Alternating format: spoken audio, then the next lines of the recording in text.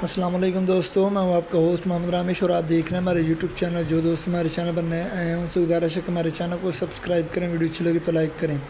गंदम बहरान का बेहतरीन हल, गुजरांवाला के MPA ने किसानों का मुकदमा ज़बरदस्त अंदाज में पेश कर दिया। सुनिए ये लाइव रिपोर्ट। मैं अज अपने जिला गुजरांवाला ते पंजाब के किसानों की नुमाइंदगी करने की कोशिश करांगा। आगा साहब किसी किसान मैनू आख्या तुसा उत्थे पढ़ना है, माड़े बंदे दी कंड दे उत्ते, माड़े बंदे दी कंड दे उत्ते IMF दी पंड, यार हकीमा जेड़ा आवे खिच के माड़े चंड। साडे पूरे पाकिस्तान दे किसान, सारे पाकिस्तान दे किसान एक पासे ते IMF दे जेड़े दो पैराग्राफ ने जेड़े एक सफ़े दे उत्ते लिखे गए ने वो एक पासे। तो मैं अफसोस का इजहार करना कि पूरे हाउस की तर्जमानी जी हो रही है वो अपने दिलों की गल करते हैं पै, मगर असी कुछ नहीं कर सकते। असी कोई सुजैशनस देंगे जो उन्होंने अमल करके कुछ थोड़ बहुत किसानों का कोई हल होइए। सब तो पहलू जनाब अली मिनिस्टर साहब ने आख्या कि पिछले साल की निस्बत ऐतकी गंदम ज्यादा काश्त हुई है।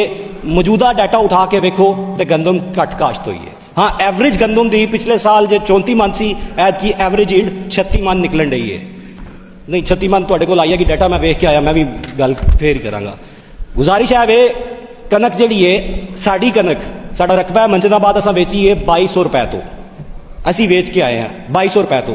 जी कनक के नाल सूजी तो मादा बनता है वही 4000 तो 4200 रुपया मन कीमत है। जोड़ा चोखर बनता है वही भी 2800 रुपया मन कीमत है, मगर किसान फिर ब्लैकमेलर है। वो किसी ने ना एक अरबी बद्दू नूं आख्या वो तेनों मैं कोई इंज की गल दसा जिहदी वजह तो तू सारियां दी नज़र च इज्जतदार बन जाए, तो उन्हें कहा नहीं, तो असी वो गल सुनन नूं तैयार नहीं।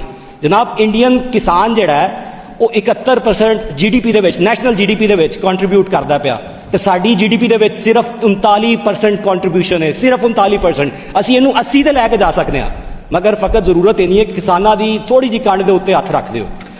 अखीर ते सुजैशन एक दो देना चाहवागा जनाब, तुसा सुजैशनस मंगियां सन, सुजैशन साहब ना जरूरी वेखो करते असी कुछ सकते नहीं। सपोर्ट प्राइस आगा साहब सपोर्ट प्राइस नहीं असी मुख्तस कर सकते, बाकी चीज़ा भी वस नहीं, पर जी चीज़ वस दे विच है कि गंदम जी सार नाल वध काश्त हुंदी है वो जनूबी पंजाब ते गुजरांवाले वाले डिवीजन दे विच हुंदी है।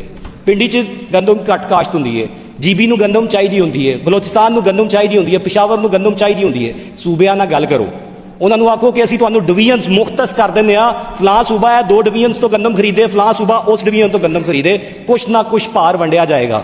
दूजी सुजैशन है वे कि जिहड़ा 100 अरब रुपया तुसां मुख्तस कीता है ਉਹਦੇ ਚ बेंचमार्क भी मुकर्रर कर दिओ।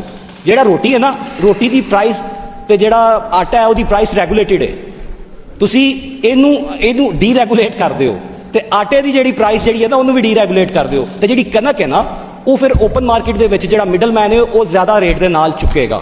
ਇਹਦੇ ਨਾਲ भी बेहतरी हो जाएगी। तुसीं इस फार्मूले के उत्ते काम करो, तुहानूं मजीद बेहतरी भी नज़र आएगी। अखीर ते बड़ा मतलब अजीब जी एक गल है, मैं मतलब फिर भी मैं वो शेर मैं लाजमी पढ़ना है। मैं टिड्डो भुखा महर